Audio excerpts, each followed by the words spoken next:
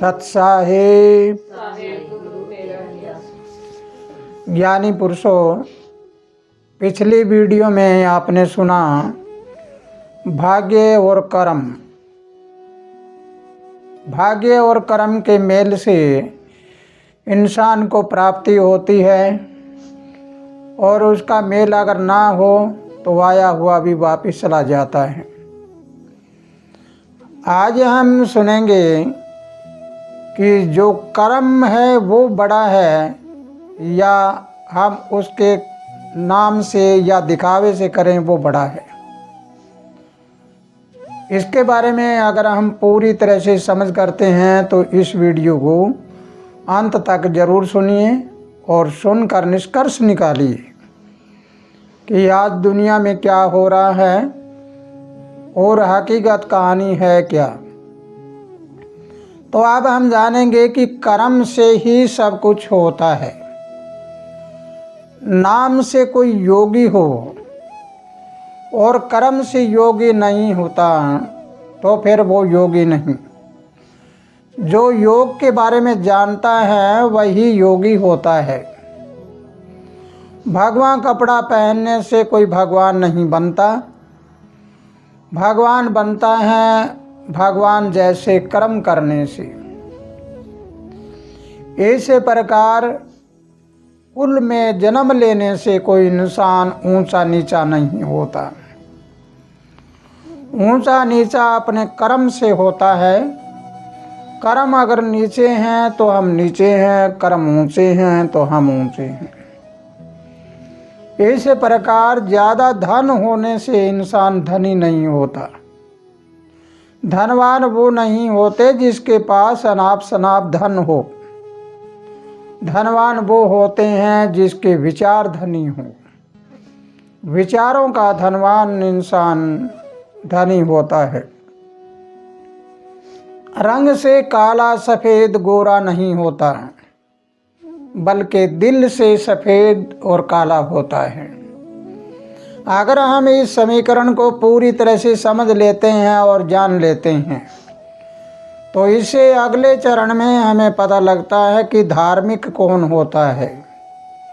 एक जबान से बोलकर अपने आप को मैं धार्मिक कह दूं तो मैं धार्मिक नहीं। धार्मिक कब होता है? धार्मिक जब होता है जब प्राकृतिक नियम के अनुसार मेरी धारणा हो, अर्थात जिसने प्राकृतिक नियम के अनुसार धारणा करी हो, धर्म बना लिया हो अपना, उसे हम धार्मिक कहते हैं। इस प्रकार अगर हम पूरी बातों की जानकारी लें तो हमें पता लगता है कि शकल कुछ और है, अकल कुछ और है। बाहर का दिखावा कुछ और है, अंदर से कुछ और है। अगर हम इन सारी बातों को पूरी तरह समझते और जानते हैं तो हमें पहचान किस चीज़ की करनी है? पहचान करना है हमें कर्म का। कि कोई योगी है, भगवे कपड़ा पहन लिया और कहते हैं ये योगी है, तो भगवा कपड़े से योगी नहीं होता। हमें उसके कर्म को देखना होता है। क्या वो कर्म योगी है? अगर कर्म योगी है तो योगी माने।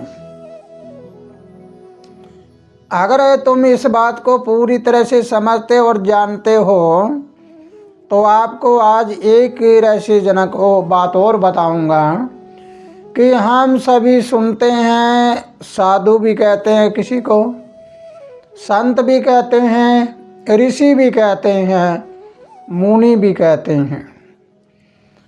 अगर हम ऋषि, मुनि, साधु, संत, इनकी शकल से, इनके बाहरी दिखावे से, पहनावे से अगर हम यूँ कह दें कि वो साधु है, वो संत है, वो ऋषि है, वो मुनि है, तो जरा अब इसके बारे में सोचें कि वो कर्म का है या नहीं।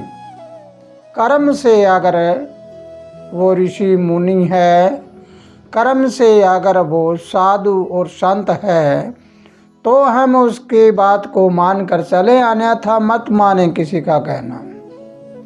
आप जरा सुनिए, साधु किसे कहते हैं? साधु कहते हैं जो अपने शरीर को साध लेता है, साधना करता है। साधना का मतलब क्या होता है? साधना का मतलब होता है कि वो अपने सारे ब्रह्मांड की खोज करता है। और साधु के लिए ये जरूरी नहीं है कि वो अपने घर में रहे, साधु तो कहीं एकांत में जाकर रहता है। तो इसलिए हमें जानना है कि साधु एकांत में रहता है। अगर कर्म का साधु है तो उसको साधु मानिए, अन्यथा तो उसको संसार का बातों का स्वादु मानिए। अच्छा खाना पीना रहना सहना वो होता है।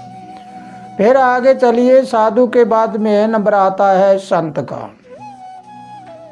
संत कोई घर छोड़ के जाने वाले नहीं होते, लेकिन साधु है वो घर में नहीं रहते।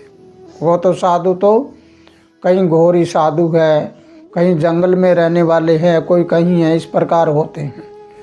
और संत होते हैं जिसने शीलता, संतोष, नम्रता और शांति धारण कर ली हो, सबको एक नज़र से देखता हो और कहीं पे कोई टीका टिप्पणी ना करे और अपने लगन मस्ती में अपने प्रभु का ध्यान करे और लोगों को अच्छी शिक्षा दे, उसे कहते हैं संत।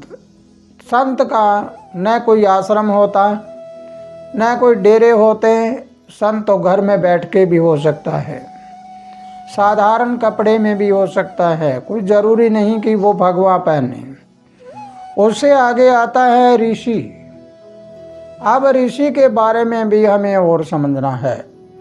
ऊपर आपने सुना साधु और इधर सुना ऋषि। ऋषि है वो भी रिद्धि सिद्धि को प्राप्त करने के लिए वो भी साधक होता है। लेकिन ऋषि है वो कहाँ रहते हैं? ऋषि भी जंगलों में रहते हैं, एकांत में रहकर अपनी साधना करते हैं। लेकिन साधु की साधना और उसकी साधना में अंतर होता है। सिर्फ इतना अंतर होता है वो खुद अपने लिए करता है और ऋषि दूसरों के लिए भी करता है। ऋषि के आगे होता है मुनि। मुनि का मतलब होता है ज़्यादातर मौन रहने वाला, अपनी मस्ती में मौन रहकर अपनी भक्ति करता है। ऐसे मुनि हो, अगर आपने देखा कि उसके आगे लिखा है ये फलाना मुनि, और मुनि बकता ज़्यादा है, अच्छा खाना पीना करता है, ऐसे ठाठ से रहता है, तो आप सोचिए मुनि नहीं। नाम का मुनि है, काम का नहीं।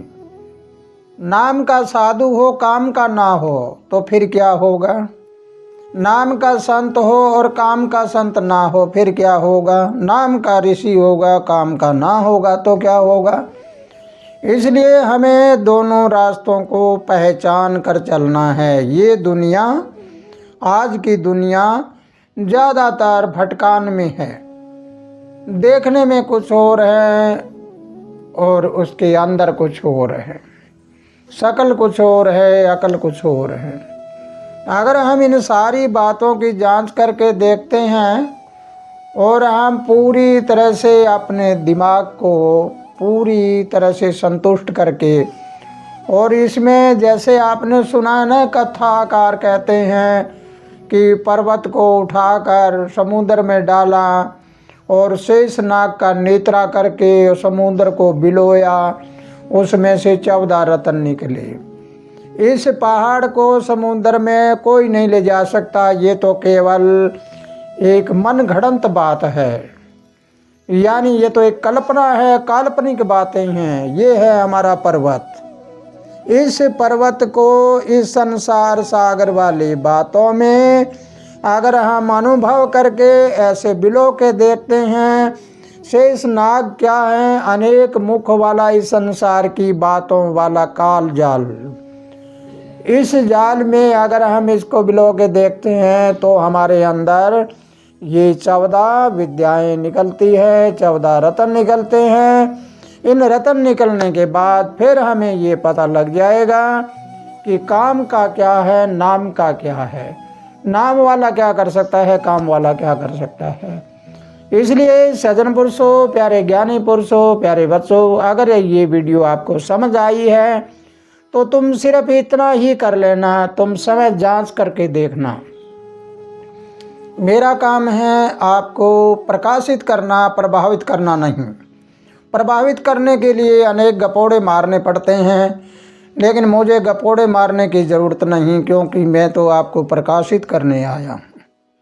तुम प्रकाशित होकर समय अपने पैरों पे खड़े हो जाओ। कोई किसी का कर्म नहीं काट सकता। कोई यूँ कह दे कि परमात्मा है, सतगुरु है, वो मेरे कर्म काट देगा, नहीं। कर्म तो तुम्हारे से ही कटाने हैं, लेकिन कर्म काटने का रास्ता बता सकते हैं। इसलिए झूठे झंझट में मत पड़ना, किसी के चक्कर में मत पड़ना। कोई जाल में डाल देगा आपको, और अंधविश्वास में डालकर वो अपनी ऐश-अमीरी करेगा और तुम दुख पाते रहोगे। कोई अगले जन्म में मुक्ति शुक्ति कुछ नहीं होती। जुगत का जीवन जियो, वही मुक्ति है। अगले जन्म के बारे में कभी मत सोचना।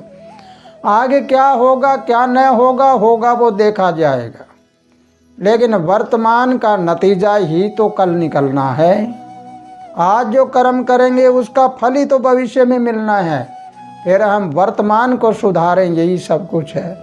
वर्तमान में दुख पा रही हैं, नरक जैसी जीवन जी रही हैं, अगले जन्म में मुक्ति हो जाएगा, तेरा जन्म मरण नहीं होगा। क्या है ये झंझट? ये कुछ नहीं। ये केवल व केवल आपकी मानसिकता को कमज़ोर करना है।